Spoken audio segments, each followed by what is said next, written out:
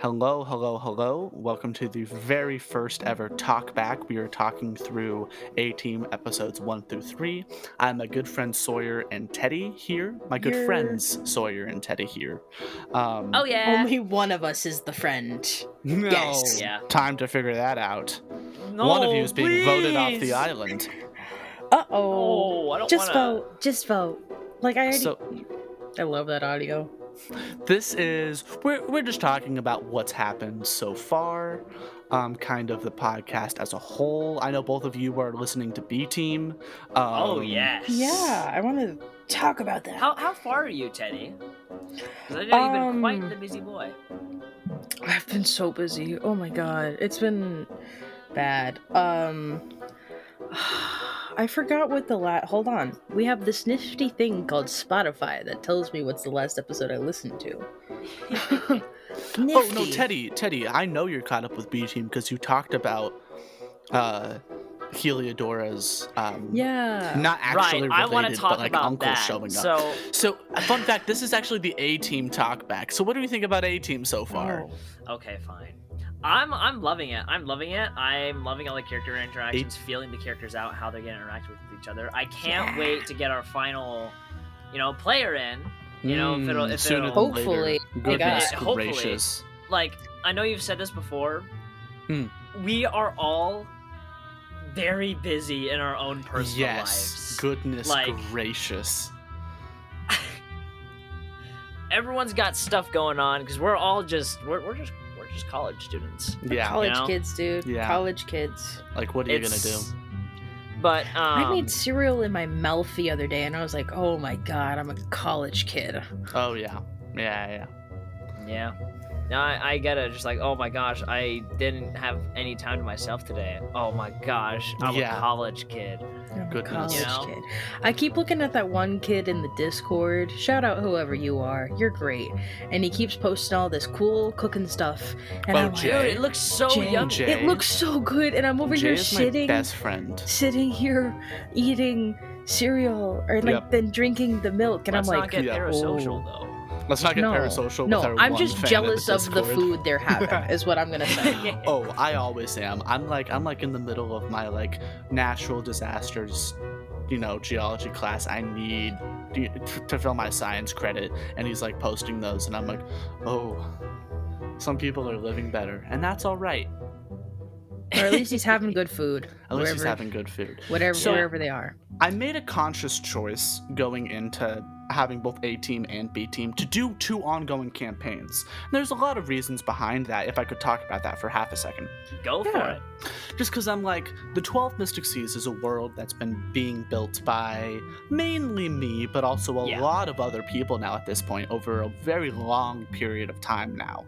And there was something I felt really called to with, like, I want to show as much of this world as possible, right? And so I'm like, Can I add something onto that? Oh, yes, of course. I do like your approach because you're showing two very opposite ends. At first, when we first aired the podcast, we Yeah. were just like, oh my gosh, that's so funny. Yeah. B Team was like, oh dude, first day of school, check it out, guys. And B And Team we're was all just like, oh, trauma, here's trauma, body nightmare, horror. nightmare, nightmare. A-Team, Oh, A-Team that's- is the horrors. Just look at the content warnings for A-Team and B-Team episode 1. It is really wild. funny to me because it's like, oh, B-Team has a ghost, but he's actually a sweetheart. No, Yeah. that's absolutely a thing, and also because this is going to be the first time a lot of people not only see this world but see the system. I have also made a conscious choice to kind of run games in different styles and in different ways where like the entire first A Team was all flashbacks, Yeah. it was all set up, where in the first B Team it's like, oh, we're here, we're in it, right? Where Mhm. like I feel like as a viewer I'm not, right? But like you already know a lot about Cherry, you already know a lot about Pac, you already know a lot about Louis, right? Like, Yeah.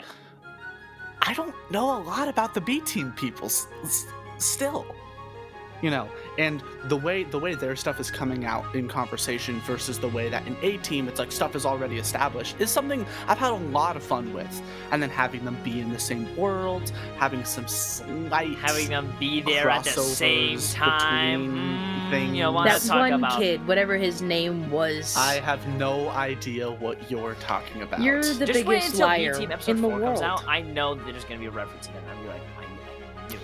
Here's the thing. My lips are sealed and my secrets are my own. And you're the biggest liar in the world. Maybe we'll find out. Yeah, but Cherry's father and Heliodora's uncle. No, Crazy. maybe. Well, Crazy, at least huh? we know, like, not blood relative uncle, but like that one family friend that everybody calls uncle. Of which, course. They show up to the family events and stuff. yeah, it's Yeah. terrifying. As somebody who plays Cherry the character, I know I have personal experiences with a very similar situation in my personal life, so I can just see I know what Cherry's feeling like, and I'm like, oh, I want to kill Heliodora. I don't know who Heliodora is, but I'm very, very jealous. Interesting. Ooh, jealousy. Interesting. That I is would very interesting. Never kill her, obviously, but like No, it's of course. it's gonna be a lot of like big brother jealousy to little favorite child kind of thing. Oh yeah. Something No, else. and showing a different side to that character who will be much bigger down the line. Ooh. I felt really, really specific about. And I was like, yeah, no, I want to be like, how many C's have we been in 18 so far? We've done curses, we've done wine, we've done stars now. That's 3. That's solid. You mentioned the Sea Yeah. of Honey. I noticed that. You mentioned the Sea of Honey, you mentioned the Sea of Winds. But we've been in 3 Cs already, and we'll probably go 2 more. Oh no. I can't see into the future, but with what I have planned, we will spend some time in the Sea of Wine and in the Sun's Divine, but I don't know how much past that we'll spend in the Sea of Wine until we go off somewhere else. Where in B Team, I could see B Team sticking to the Sea of Darkness, if not sticking to this campus for a majority of the campaign. So it's been really fun to have these 2 separate, ways and slow, and they're gonna cross over. I can say that now. They're not. This is not. We'll pop in. This is not an anthology series where it's just like this is one story I'm telling from 2 perspectives. I can say that now.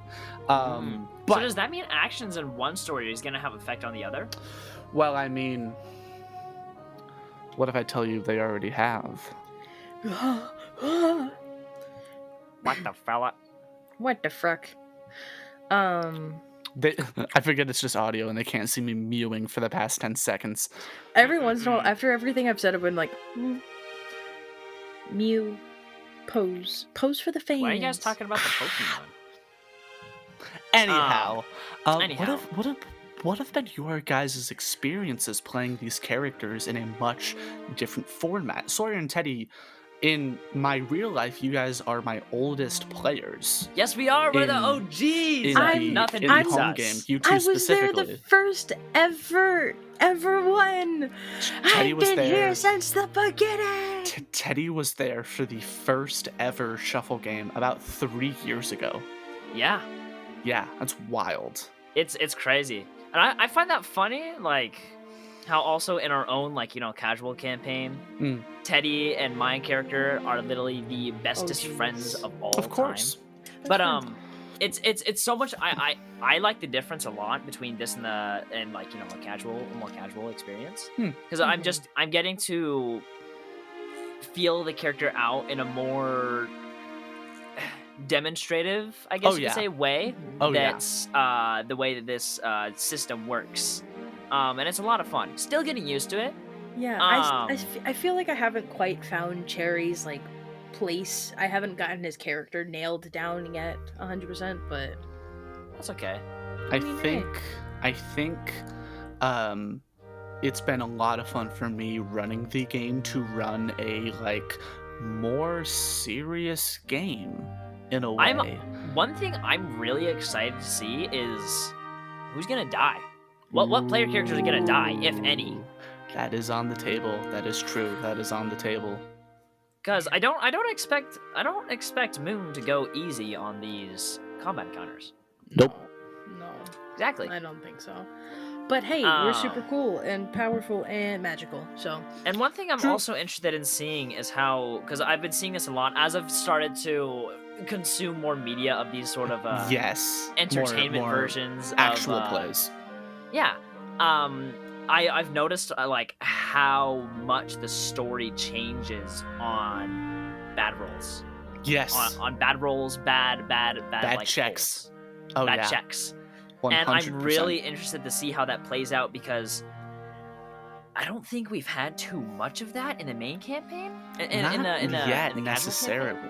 The worst check so far that will have the worst consequences was like at the end of episode 3.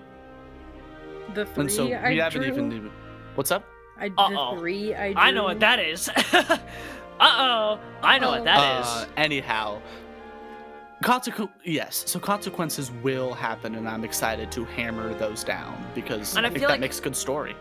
No, it does, because that's when you get to see like the characters at their peers. That's when you get to see the panic settle in. Like, oh, what is this character gonna do? No, what's going on? 100%. Which really is fun stuff. I'm really excited to see that, and I feel like that's when we can just really, really hone in on the characters. Mm-hmm. I know that Teddy, you wanted to talk about character design because this is all audio. We don't have any images, anything like that at all. Yeah, and like I know we have stuff on the Discord, but it's like what percentage of our listeners are on the Discord versus not on the Discord, and like people that we know in real life that can actually like I was like, oh, here's the official art. I really want to go first because I think Sawyer's is so cool, and if he finishes up, then it's like, oh, we can talk about how cool that character is, because Sawyer is genuinely one of the best artists that I know. So, if I were laying down on my stomach, I'd be kicking my feet right now. Aww. Anyways, so talk a little bit about Cherry and more about the design like choices, because it's a very interesting design. You know, you take Satyr and change it up. Quite a bit. I took a lot of inspiration from one of our home campaigns of Fulani. There was this dwarf character named Fulani. Deep cut. Let me get there. Sorry. in our like home campaign that like originally kind of really brought us all together as like an adventuring party kind of thing, was this character Fulani, who was a dwarf, and she was the I almost said barista, and I'm like, bartender. Bartender, thank you. I was like, yes, that's not a barista. I'm a barista. At the Rusted Pike. Used to be the Rusted Pike. Now the Silver Pike. Silver Pike. There's so much lore that we could talk about there. Yeah, that wasn't a shuffle game. That was a Dungeons and Dragons game. That was before on the Shuffle was even a podcast. thought. What? Sacrilege, blasphemer. Hang me at the stake. Yeah, I took a lot of inspiration from her because I remember how much of like an impact that she made on my character at the time, and like I genuinely loved her as a character, so I took a lot of inspiration from her. And I also really love satyrs, and I took this glaze aspect and I kind of was just like, okay, let's up it. I think I watched a Mothra movie that week, and so it was just on my brain. And so Cherry kind of just stumbled out as this satyr who is under the effect of glaze, recently off the effect of glaze. Like this week, these first couple days that we're on the boat are his first days sober. So if he doesn't seem himself, that makes sense in my mind. Yeah, checks out. Like, I don't have to have a pinned down character because he doesn't even know who he is at this point. That makes some interesting development, and that makes some interesting development with, like, you know, you running away from the life that you've been living, and now you're just like, well, now what? Yeah, exactly. It's that very like instrumental, like big life change. So that's where I got a lot of like the glaze aspect, and like this is why I think Cherry does what his motivations right now. For character design himself, I don't think I've fully said in the podcast, but he is this like 5'7" satyr with really impressive rounded horns that like curl back up around his ears, and he has these bright, vibrant orange eyes that are like almost pumpkin-y color. That runs in his family. And he's got like cream spots on his dark brown fur legs, and he wears a white button down with a nice little vest, a little orange tie, and a cropped fur coat, no matter the weather. And yeah, he's got rings and accessories. He's a very he looks like he's about to do fine dining because that's the only fit he really had. The only other fit that he had was just the white button down that he sleeps in. Huh. Yeah, it's like, I think it's fun. You know, I always forget the importance of really good sort of humanistic, I guess you could say, character design. Because characters I typically design are very outlandish. Which I love and I want to take more inspiration of, to be honest. Thank you. Sawyer, your character designs are fantastic. I think like continually you pop off. Right now. Okay, yeah, sounds good. I'm always constantly just absorbing new things that just give me ideas. Whether it can be a song, it can be a movie, it can be anything. It can be a video game, it can be a concept, it can be pretty much anything, and I'll tie everything else together and try to make it into a character design. When I first started with Pac, I had an idea for a character that I wanted to work with mechanics in mind. So Pac originally was going to be well, he still is. He is a grappler. Because he is a stag beetle. Stag beetles are known for, fighting other males with their, pincers because they are crazy strong. So cool.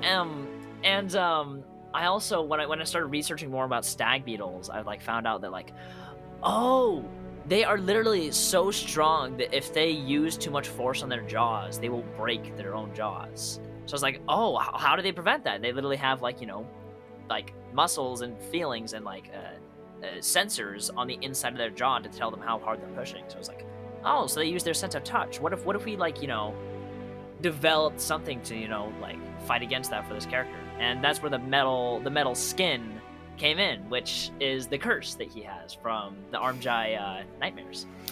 If I can talk about that for half a second. So cool. Go for it. I love him so much. So, yeah, when I was building out the seas a little more, I liked the idea in the sea of curses to have essentially if there is a cultural nightmare, if enough people are afraid of the same thing, that does not manifest as a specific person or item or even building, that'll manifest as a good chunk of the Sea of Curses. The Armjai section of the Sea of Curses is the size of a continent. Yeah. It is huge. There's a lot of stuff there. There's a place based on the Sea of Blood that is no longer a sea anymore in the Sea of Curses, and it's just the way that we've built this world and built this system that's so collaborative. Because I didn't make the Armjai government. That was Leitner Fishback, who's currently in Iceland, right? He made the Armjai government. I made this place based on the Armjai government, and was the Armjai have, this more modern tech. They have planes, they have trains, they have tanks. Definitely people are having nightmares about them. And so that's where the idea of the curse came from. You said, can I have that?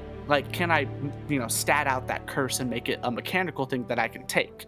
And I was like, yes. Great. And you made that, and I loved it. So I'm I need more places for people that have metal skin, which is why now some Radon can be born with metal skin. Because I'm I need a place to fit this cool mechanic in, so then more people can do it, right? Yeah. So it's it's bounced back and forth to make all of this cool stuff. So if you see Radon have access to metal skin, that started as the Armjai curse, and then I made the Radon thing to make it more accessible, for lack of a better term.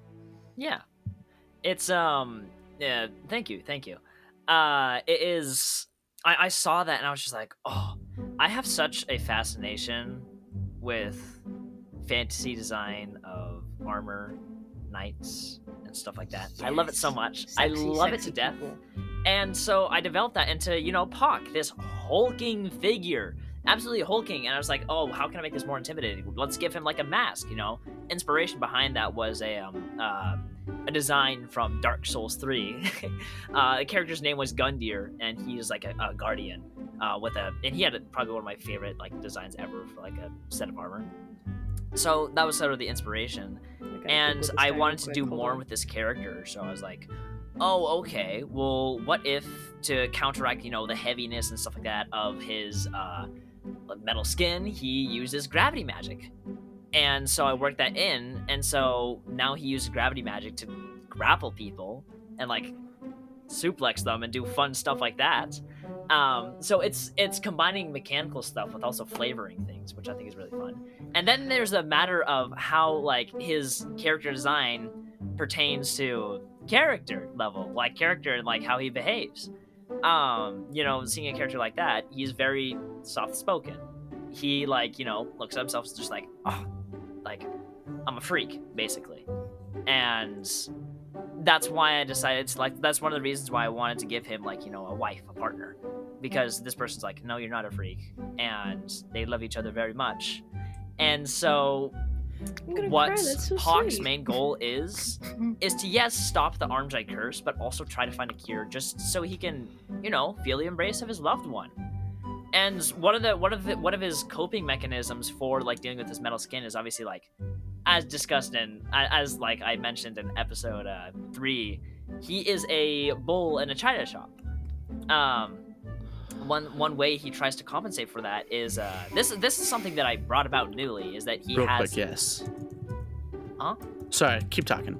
No, he has a plethora of outfits. Just to like, sort of cover it up. At first I wasn't gonna go that route, but I was like, I don't know, man. I feel like with a character like this, he's gonna want to try to cover this up, as he knows it's useful and he knows that it can be used for a tool, but he also knows that it's very hard to talk to him. Hence why he also has the mask, which is not his real face. It's literally just a face that people can look at. Every time you were like, hey, here's his character design and here's his character and here's why, I'm like, Sawyer, this is the coolest thing I've ever heard. Real quick, we haven't really described Pac breaking stuff. Breaking stuff? I think he's a careful bull in a china shop. Like Absolutely. if someone is running around and breaking things, then they would be a bull in a china shop. But I think because Pac takes so much time to not break things, I'm not sure that saying goes. Isn't the saying I thought the saying was just like, something like, big in a very delicate environment. Yeah. No, like, we told her it was a delicate situation, but she went into the meeting like a bull in a china shop. I tend to charge around like a bull in a china shop, so I have to slow down. Are the two ways it's used? I mean, I think it works, and I'm not telling you to stop. I was just like, no, I didn't Google. know that. Anyhow, Google AI, because Google AI is bullshit. No, I always scroll down past the Google AI. Hey, my man.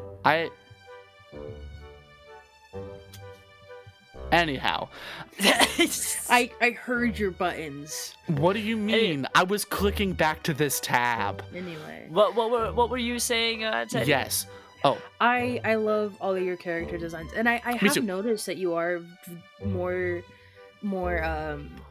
like, what's the stats, not statistics, not stats. Mechanics, thank you. You are very mechanics focused, and I get immensely, not jealous, but I think that's so cool, because my brain is like, I can't do math. I don't know how to make this balanced. I'm okay at it. I'm very careful how I approach mechanics, because first off, I want it to be cool as all hell. However, that's kind of difficult to do, because one thing about cool factor in TTRPGs is the... What the heck? What's Sorry, I looked down and there is blood on my arm. Just a drop Oh, of blood. well, that's scary. That's ominous, and it is Halloween, so. Anyways, I'm good? sure it's fine. What was I saying? I was saying right. Oh yeah. In order for mechanics to be cool and work, in order for cool moments to happen in a TTRPG, it needs to be balanced because it can't happen all the time. If it happens all the time, it's not cool. That's why for this sort of grappler, there is a lot of ways that it can work, and there's also a lot of ways that it can fail. You know, with gravity, there with the gravity magic and the things that I plan to do with it. There's always like, you know, they have to pass the check. They have to fail the check in order for me to, like, you know, use my magic on them. They have to fail the check in order for me to grapple them. And I also have to hit the attack on them if I'm gonna be hitting them in the air. There's a lot of things that go into it. It's just like, I want it to be cool when it works. However, it can't work all the time, because then it isn't gonna be cool. But that's another thing that's so fun about Shuffle, is finding all the unique combinations that can work together and stuff like that. Yes. I don't think there is something that has so much untapped potential that I feel like I just need to look at it more and see how it can interact with the rest of the skills. And that is the what is it called? It's the I've made is it the so class many skills? Oh, Class skills. Yes. Class skills are the things that basically like completely change your character up and sort of give them something more. Like, if X happens, you can do Y. You know. So, like melee magic, for example, you can combine your magic with your melee range. So if you have a longer range weapon, in our home campaign, I'm playing a character with like a mechanical like mace that has a crazy long reach of like 15 feet. Well, it's not only for reach. That's how you're using it, which is great. But what melee magic is that if you have a melee skill with a regular weapon and a melee skill with a magic, you can use both of them at the same time. So you have a ball and chain as well as having stone gauntlets from earthbending. So you put the stone gauntlets at the end of the ball and chain. It's real cool. Yeah. And it works, but there's a lot of ways that you can just integrate things together, and it's still being developed, so there's still even more potential. A lot of things going to be made. Cool. Well, what's everyone's favorite sea? Oh, Sea of Gold. That's my baby. Yeah. That's fair. Either it's probably Sea of Darkness or Sea of Curses. That's also actually no. fair. Sea of Winds. Oh, Sea of Winds has a lot of cool stuff going for it right now. Sea of Winds is so cool, and it also has my favorite kind of magic artificing. I wonder who's developing that. Speaking of Sea of Gold, a lot of the giant magic skills were made by Sawyer. Yes. Yeah. Sawyer. So if they seem cooler, you know. if they seem just a little bit special and a little bit cooler than the rest of them, that's why. Yeah. Well, speaking of the Sea of Winds and the Sea of Gold, Teddy, I think you were about to say something. So, about the Sea of Gold, hopefully coming soon, I really hope at least, yes. I, Teddy, will be running a shuffle game called the C Team, or as I lovingly call them, the S Team, because all of their names start with S, and then Moon's there. Yeah, we're gonna be in the Sea of Gold. I'm running it. Are. I'm so hyped. I'm so hyped. I'm so hyped. Primarily, like, for the first session at least, like, for the first arc at least, we're gonna be in the Sea of Gold, which is a world I built. It's a donut, and there's stuff in the Sea of Gold is a donut. That is true. There are things. And I'm really excited to dive in, because I made a whole city. Like, I know this city like the back of my hand, even though I've never been there. And like, I'm really just excited to be able to play with this, hopefully with these two people in the future. You're gonna see Moon playing as a character. How cool is that? Yeah. And Sawyer. No and longer you're a dealer. You are gonna be a player. You're gonna meet my satyr. A satyr? Yes. You don't say. You don't Yeah, say. you're gonna see these You two don't characters say. That is true. interacting. Oh, yeah. Um, You're gonna see me and to give a little bit of a hint, but me and Sarah from B Team are playing twins, and I'm very excited because me and Sarah are, triplets with Donovan, obviously, in right, real life. yeah. So it's I- like it just I- kind of made sense. I would have loved to include Donovan, but his name doesn't start with His name doesn't an start S. with S. Yeah. And then if you get if you get Sid for C Team before I get Sid to actually play in B Team, I might scream just a little bit. I think you and I have very different mentalities when it comes to when to record, when to release. In my mind, That's true. So and so It's kinda funny. my goal is going to be like, okay, when is everybody available? Okay, if we can't do it this week, when working Well, with scheduling and like then I'm going trying to from do there, I'm trying to do one a week. So which is too much for me at the moment, and that's fine. and that so- great because I'm the one doing it. So Yeah, so I good just for need you. you here half Gold of the time. star. Sorry. Yeah, don't be. You're just talking. Cool. But yeah, Well, so hopefully we'll see you guys in the potential C team in the future. oh yes, Oh, And I'm so yes. very excited. excited to run. It's gonna be my first time like Running the public. game. I mean, I ran a game once, True. which Moon can testify to how good or bad that was. I liked it. I had fun. Yeah. Denmark. So, I'm gonna judge you harshly. See, Oh, no Sawyer's punches going are to gonna give be me notes. really okay? mean. Give only You people don't at want the to table see are a allowed nice to guy give me angry, notes. okay? Anyhow, thank you two so much for joining me. Just a silly little talk back. I want to do these more. Just kind of talk about Shuffle as a wider thing, talk about the campaigns, talk about any character stuff you'd want to get through in these episodes but haven't gotten a chance to yet. Stuff like design, mechanics. This has been great. Any last minute thoughts before we sign off? Listen to Shuffle. Yeah. And Listen to Shuffle. Share Listen it to with all your Shuffle. friends. Listen to Beats. also, This is- I'm gonna Listen to kiss 18. Sawyer. You Guys, are. Teddy. Oh, my alarm went off again. Goodness. And Well- also, maybe join the Discord if you want to. That's a Ooh, thing. Yes. And We make love you playlists all. for Love our you all, characters. listeners. Indeed. Alrighty. Bye bye. Love Bye-bye. you. Love you, listeners.